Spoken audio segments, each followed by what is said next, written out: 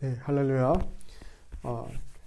오늘 함께 보신 말씀은 그리스도와의 연합을 통한 영적인 삶이란 주제로 골로새서 3장 1절에서 4절 말씀을 개역개정으로 함께 나오도록 하겠습니다. 먼저 말씀을 읽고 기도하고 말씀 나누도록 하겠습니다.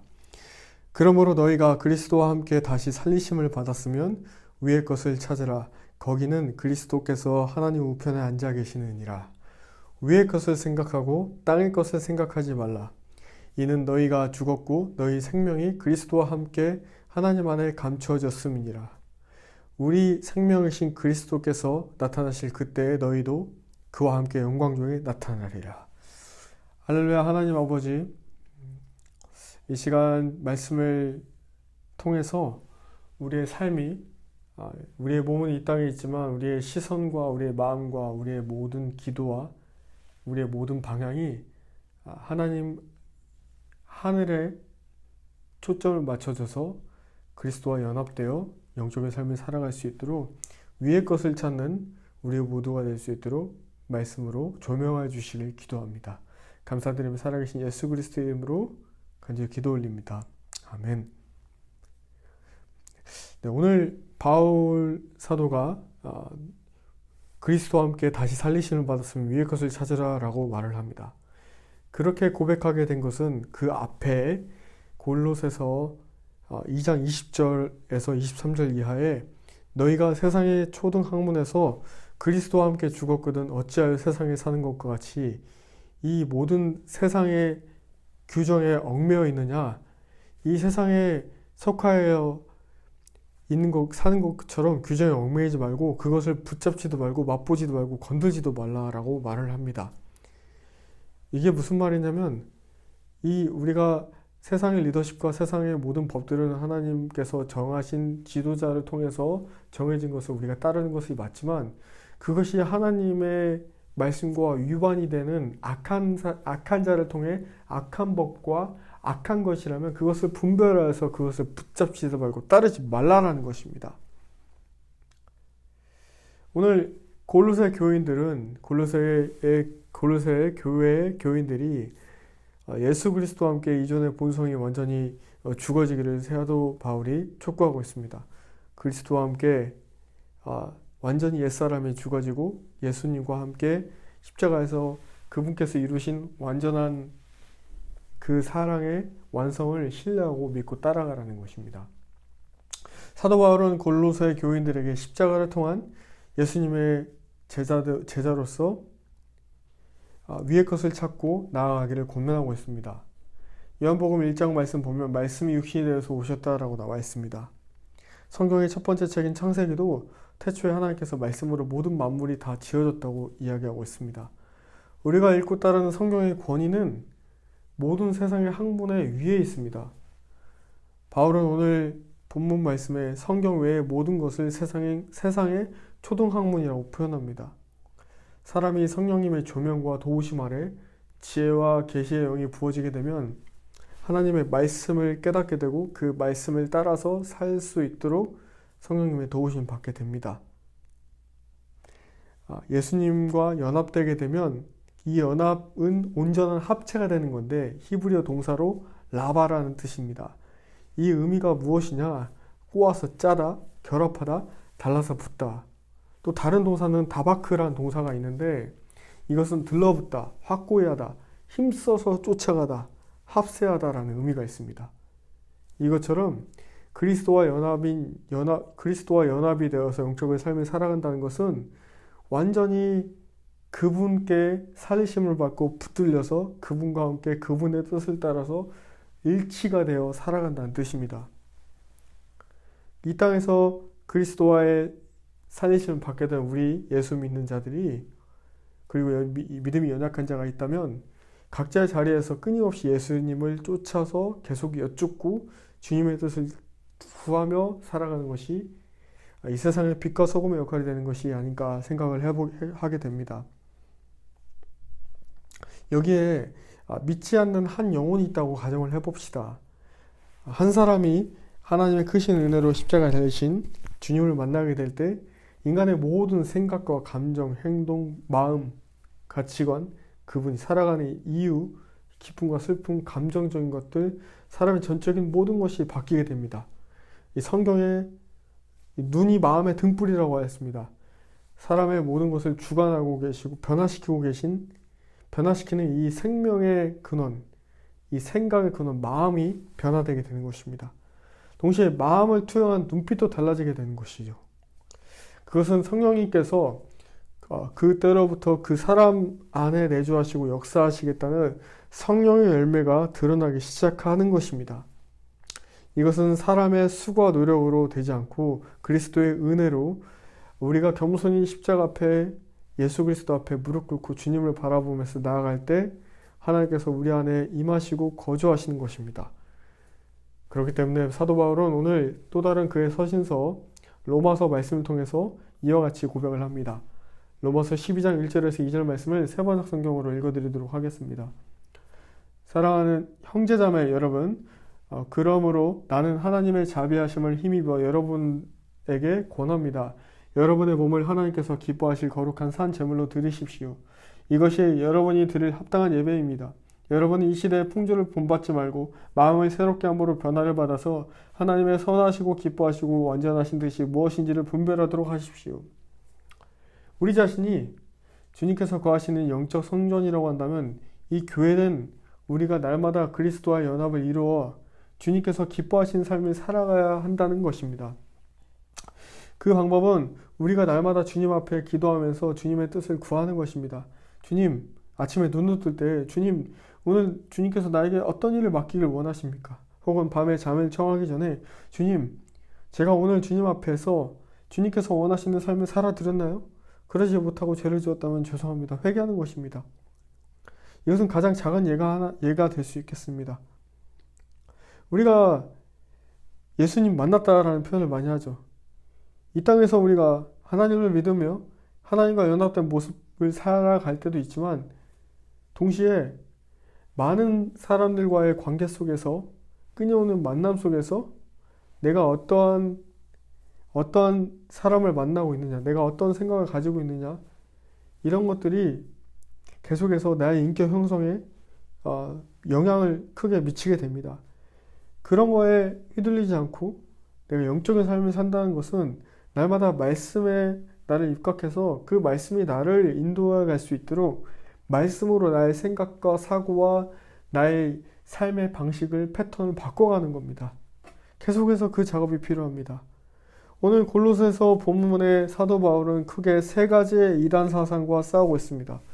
먼저 그의 서신서의 특징을 살펴보면 로마서와 에베소서 그리고 골로새서에서 나타나시지 초반부의 반절은 교리를, 그리고 후반부의 반절은 어떻게 그 교리를 실천하고 있을 것인가를 기록하고 있습니다. 그냥 단순히 교리와 신학만을 가리키는 교회와 설교는 생명력이 없습니다.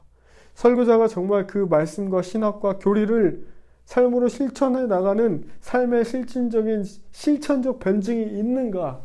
오늘날 우리 교회는 이것을 잃어버렸기 때문에 말뿐인, 그리고 허공에 외치는, 하지만 실상은 없는, 알맹이는 없는, 겉껍데기만 있는 모든 교회가 힘을 잃어버리고 있는 이 안타까운 이때에 각 사람이 그리스도와의 영적인 연합을 통하여서 살아나야 될 줄로 믿습니다. 오늘 바울은 골로새 교회를 바라보면서 첫 번째 유대교의 율법주의적인, 그리고 두 번째 헬라의 철학적인, 그리고 세 번째는 위장된 기독교의 형식주의적인 이 세 가지 문제를 딱 꼽아서 이야기를 합니다. 당시 유대교파의 가장 큰 문제를 일으켰던 분파가 바로 바리새파 서기관들이 있을 것입니다. 이들은 말씀을 잘 알았어요. 근데 사람들 앞에서 말씀을 아는 척을 너무 많이 했어요. 외식한 자들이 있어요. 바울이 봤던 거는 유대교인들이, 예를 들어서 유대교인들이 음식에 대한 율법, 이거를 뭐 코셔라고 하는데 특정한 음식을 만지는 것을 그것을 금지하는 것을 굉장히 많이 외형적인 면에 치중을 많이 했습니다. 근데 우리가 알듯이 사도행전 말씀에 베드로가 기도를 합니다. 근데 그도 굉장히 건실하고 투철한 신실한 유대교인이었어요. 근데 예수님 믿게 됐어요. 네, 그가 신성하다고 생각하지 않았던 많은 동물들, 네 발 달린 동물들과 두 발 달린 동물들이 이 보자기에 쌓여서 환상 가운데 나타나 버립니다. 그러면서 하나님 뭐라고 말씀하시냐? 이걸 먹어라. 베드로가 얘기해요. 이거 어떻게 먹습니까? 신성하지 않는 건데. 근데 주님이 말씀하세요. 먹어라. 우리가 너무 말씀을 보거나 삶의 방식이 너무 율법주의적인 유대교적으로 너무 빠져서는 안 돼요. 우리는 은혜의 삶을 살아가는 신학시대의 은혜의 삶을 살아가는 자들입니다. 바울은 또한 예수 그리스도를 믿고 따르는 교회에 철저히 사람의 명령과 가르침을 멀리할 것을 강력하게 권고합니다. 바울 시대의 골로새 교회를 위협했던 것은 혼잡한 철학사상이었어요. 이 시대에 많은 말씀이 아닌 것들이 미디어와 뉴스와 스마트폰을 통해서 굉장히 많이 우리의 생각과 사고를 지배하고 있습니다. 미디어를 통한 영적 공격이 엄청납니다. 이와 마찬가지로 골로새 교회에도 철학사상이 너무 많았습니다. 이들은 일시적이고 썩어 없어질 이 세상의 것들을 우리가 이 세상의 것들을 붙잡으며 살지 않죠. 영원한 하나님 나라를 바라보며 사는데 그것보다 영원한 것들보다 더 중요하다고 인식했던 것이 바로 바울 시대의 골로새 교회에 침투하였던 이 철학사상입니다. 헬라사상. 바울의 말을 듣는 당시의 사람들은 바울의 생각이 바로 이사야서 말씀을 인용해서 말했을 것이다 라는 것을 알아챘을 것입니다. 그것은 이사야서 29장 13절 말씀입니다. 주께서 이르시되 이 백성이 입으로는 나를 가까이하며 입술로는 나를 공경하나 그들의 마음은 내게서 멀리 떠나나니 그들이 나를 경외하면 사람의 계명으로 가르침을 받았을 뿐이라. 그리고 마가복음 7장 7절 사람의 계명으로 교훈을 삼아 가르치니 나를 헛되이 경배하노다 하였노라. 헬라파는 아주 신비주의적인 요소를 강조했습니다. 바울 시대 유대 신비주의자들은 하늘과 땅 사이에 있는 3층 천이 어떠했는가 집중했을 것입니다. 사도 바울은 이 같은 요소에 집중하기보다 그리스도를 집중하기를 호소했습니다. 세 번째는 위장된 기독교의 형식주의적인 요소였습니다. 오늘날의 세 번째 같은 모습의 부작용이 이 한국교회뿐만 아니라 전 세계 교회에 엄청나게 파장을 일으키고 있는 것을 보고 있습니다. 하나님께서 그래서 이 코로나를 통해서 정말 알곡과 가라지를 가르고 계시고 정말 우리 성도들을 통해서 진짜 남은 자들에게 본질만 붙잡으라고 교회를 흔들고 계신 건 아닌가 감히 말씀드려 봅니다. 바울은 골로새 교회에 편지를 씁니다. 그리고 너희가 이렇게 말을 합니다. 너희가 그리스도와 함께 하는 삶을 살기 위해서 골로새서 2장 20절 이하로 너희가 세상 초등학문에서 그리스도와 함께 죽었기 때문에 세상에 사는 것과 같이 살지 말라. 자, 그런 말씀의 맥맥에 그 문맥이 이어지는 그 접두사가 바로 골로새서 3장 1절 말씀. 그러므로 여러분이 그리스도와 함께 살려주심을 받았으면 위에 있는 것을 찾으라. 예수 그리스도의 십자가 보혈로 너희가 그것을 믿고 구원을 받았으면 그 구원을 한번 받은 것에 만족하는 것이 아니라 그 구원을 한번 받은 것이 구원을 이루는 것, 구원을 완전히 완성시킨 것이 아니라 너희가 구원을 날마다 이뤄가야 되는데 그 구원을 어떻게 이뤄가냐?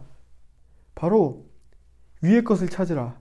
그리스도와 함께 죽고 부활한다는 것은 이제는 예전에 나를 죽였던 죄와 사탄의 세력에 대해서 이제는 나 자신이 완전히 죽어졌다라는, 십자가에 못 박혔다라는 것을 의미하는 것입니다.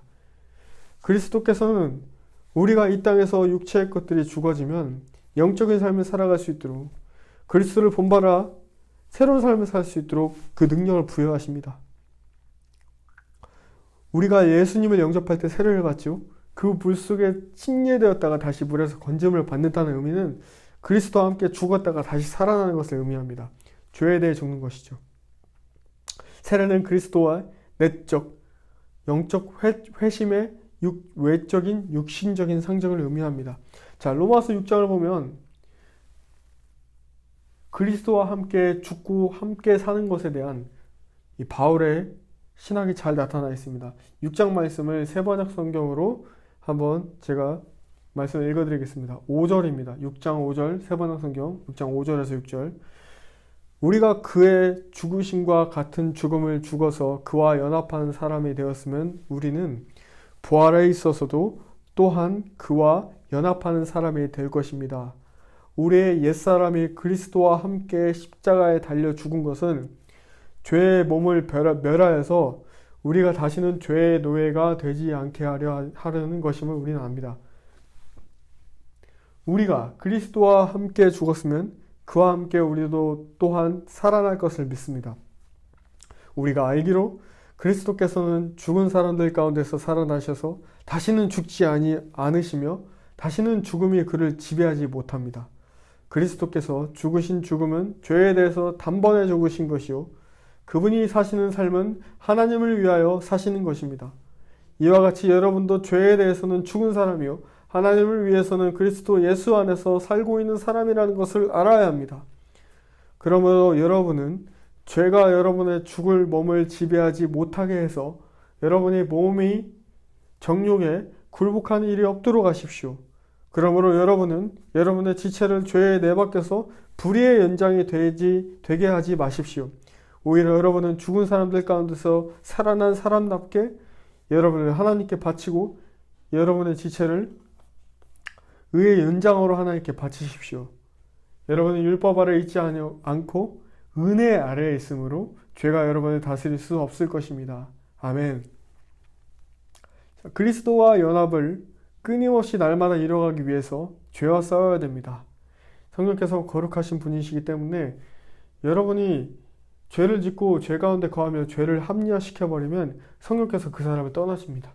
하나님께서 거룩하신 주님의 영이신 성령께서 그 거룩한 분께서 우리 내주하시는 우리 성전이신 우리 몸 안에 우리 영 안에 거하실 수 없게 되는 것입니다. 자, 성령께서는 날마다 우리에게 예수 그리스도의 길을 제시하시고 가르치시는데 예수 그리스도의 사람은 그러면 어떻습니까? 육신의 정욕, 안목의 자랑, 인생의 자랑, 안목의 정욕, 인생의 자랑 이런 것들은 세상의 것이라고 요한 1서에 말씀하고 있기 때문에 세상을 사랑하지 않고 성경에서 세상을 사랑하지 않는 것 이것이 중요하다고 이야기하고 있습니다.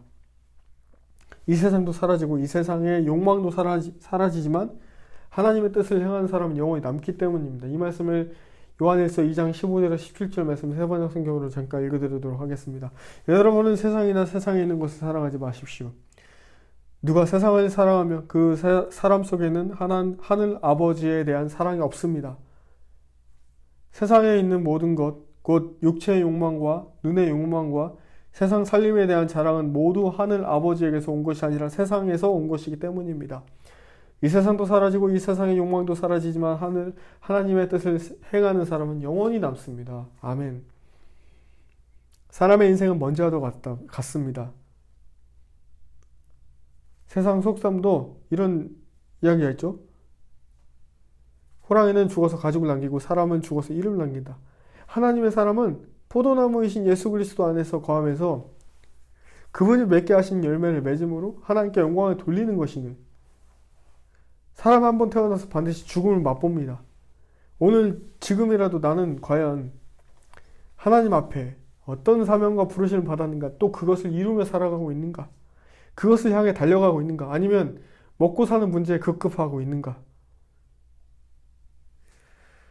오늘 본문 말씀이 골로새서의 핵심 구절입니다. 아주 짧긴 하지만 골로새서의 핵심 구절입니다.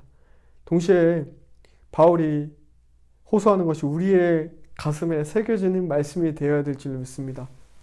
너희가 죽었고 너희 생명이 그리스도와 함께 하나님 안에 감추어졌기 때문에 너희는 그리스도와 연합하고 땅에 있는 동안 영적인 삶을 하나님이 기뻐하시고 원하시는 삶이 무엇인지 날마다 분별하면서 그 삶을 추구하고 살아가라.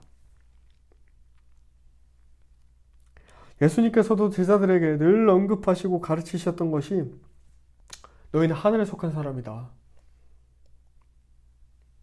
그것을 이루기 위해서 골로새서 1장 10절 말씀에 주께 합당하게 행하여 범사에 기쁘시게 하고 모든 선한 일에 열매를 맺어가시며 하나님을 아는 것에 자라게 하시고 2장 6절 그러므로 너희가 그리스도 예수를 주로 받았으니 그 안에서 행하되. 우리가 믿는 자들은 주님의 부활하심의 생명에 참여한 자들이기 때문에 계속해서 삶이 똑같을 수가 없어요. 계속해서 달라질 수밖에 없게 되어 있습니다. 그게 원리이고 원동력입니다. 그게 원리예요. 불변의 법칙이에요. 왜? 계속해서 주님 앞에 나아가고 주님을 추구하는데 어떻게 그 사람의 인생이 제자리 걸음일 수 있겠습니까? 하나님께서는 반드시 주님의 자녀들을 예수 그리스도의 성품에 참여한 성화의 과정으로 인도하십니다. 그것이 이 땅에서 우리가 살아가는 이유이자 목적입니다. 우리가 믿는 자들이 그 믿음이 있으면 영적인 삶은 뭐냐? 가난에 처할 줄도 알고 풍요함과 부유함에도 처할 줄도 알며 늘 겸손과 사랑을 유지하며 만족할 줄 아는 일체의 비결을 배우는 거예요. 믿는다고 영적인 삶을 산다고 그리스도를 믿는다고 이 땅에서 잘 먹고 잘 사는 게 아니라는 것입니다. 하지만 이 세상은 끊임없이 골로새 교회 시대의 이단적 위험이 되었던 헬라적 사상으로 그리스도를 믿는 자들로서 세상의 것을 따르지 않아야 되는데 계속 세상의 것을 따를 수밖에 없도록 계속 위협하고 시스템을 바꿔가고 법과 제도를 바꿔가고 사람들을 강력한 권력을 가진 사람들을 통해서 혹은 여러 가지 우리 인생 가운데 맞닥뜨리게 되는 아픔과 슬픔을 통해서 좌절하게 만들어요. 우리가 예수 그리스도를 따르는 제자들을 회복하기 위해서 우리의 눈과 시선이 이 땅에서 어떻게 하면 더 잘 먹고 잘 살까? 걱정과 염려, 근심 속에서 날마다 하나님의 뜻을 구하면서 그것을 붙잡고 본질을 붙잡고 나아가는 훈련이 돼야 된다는 것입니다. 이건 결단코 말씀드립니다. 한 번에 되지 않아요. 한 차례 두 차례 신앙하다 보면 왜 이것이 반드시 수반되어야 되는지 깨닫게 됩니다. 한 번에 되지 않기 때문에 날마다 성령을 의지하며 무릎 꿇고 주님께 나를 도와주십시오 기도하면서 나아가는 겁니다. 이 제자도 오늘 이 시대에 잃어버린 이 제자들을 회복하기 위해서 우리는 늘 위의 것을 생각해야 된다는 것입니다. 그리스도와 연합을 통해서 날마다 그리스도와 충만히 하나됨을 통해서 그것은 기본을 잘 지키면 돼요. 찬양, 말씀, 기도. 주님을 찬양하고 어렵거나 슬프거나 외롭거나 낭망할 때도 어느 순간에 내 감정에 치우치지 않고 언제 어디서든지 주님을 찬양하면서 주님을 찬송하면서 할렐루야 할렐루야 내 앞길 갈 길 멀고 험해도 나 주님만 찬양하리 기도하면서 나가는 것입니다. 하나님 중심으로 살아가는 사람은 그 누구도 그 사람을 쉽게 건들거나 사람의 인위적인 뜻대로 이끌어갈 수 없어요. 그 사람의 주변에 아무리 영향을 크게 주는 부모와 형제, 자신의 멘토나 영향을 주는 사람이라고 할지라도 하나님께서 정하신 언약이 있기 때문에 하나님의 사람은 언약대로 흘러갈 수밖에 없도록 정해져 있어요. 합력하여 선을 이루시는 겁니다. 자, 종교교육자 칼빈은 인간이 자유의지를 갖는 것에 대해 큰 의미를 두지 않았습니다. 존 칼빈은 인간의 자유의지를 노예의지라고 부를 정도였습니다. 그가 명백히 고백하기를 인간의 의지는 성령이 없이는 그것이 속박자요 구속자인 정욕에 예속되어 있기 때문에 자유가 아니다.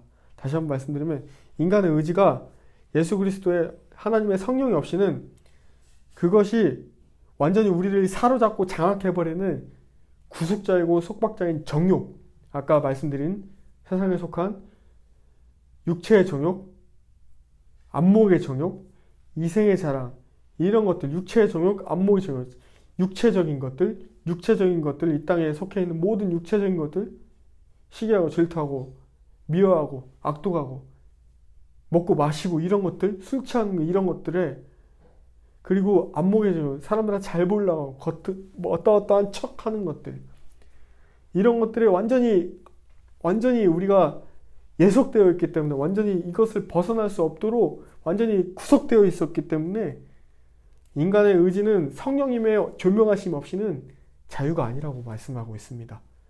또한 칼빈이 이렇게 얘기합니다.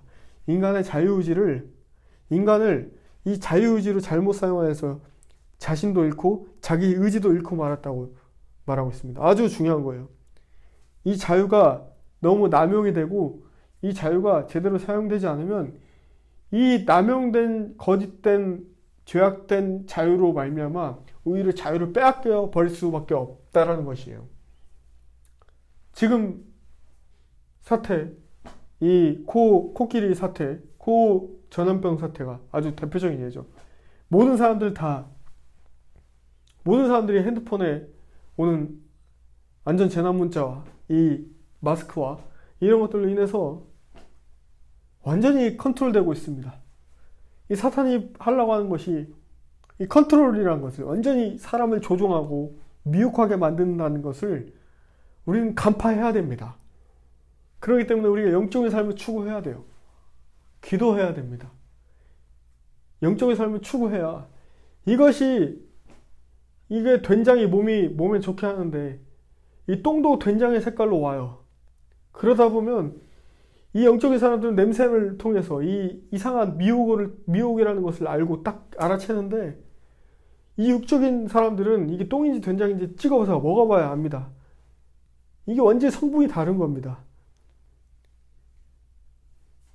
칼빈이 인간을 자유의지로 잘못 사용하여서 자신도 잃고 자기 의지도 잃고 말았다고 했는데 이 자유의지는 완전히 인간이 노예로 포로당했으므로 하나님의 의를 위하여 무엇을 하라고 할 힘도 아예 없는 상태를 이야기하고 있습니다.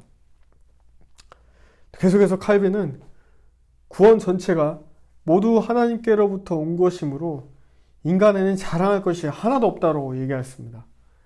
인간에게 자랑할 것이 있나요? 다 하나님이 하신 거면 하나님만 자랑해야지. 인간이 자랑할 거 있나요? 없습니다.